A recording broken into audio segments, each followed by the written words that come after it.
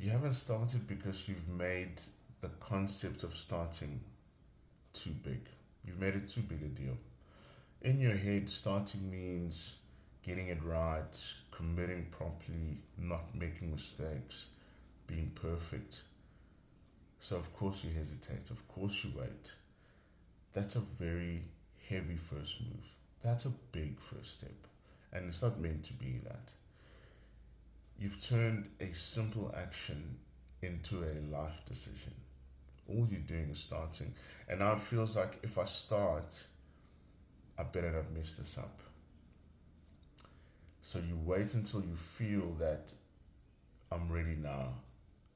I'm ready enough not to fail.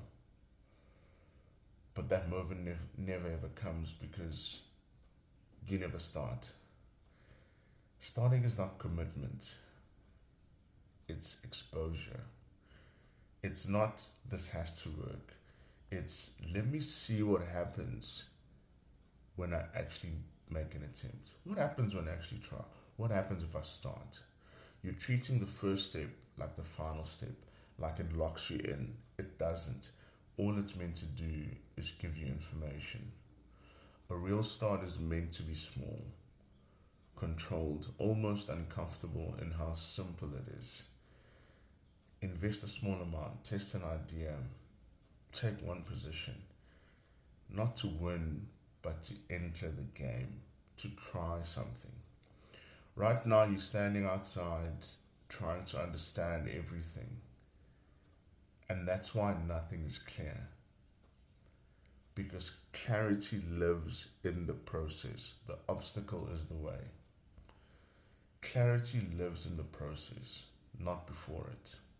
So you got to start. You don't need a perfect start. You need a real one. Small actions repeated long enough to matter. Small actions beat perfect plans every single time. Be honest with yourself.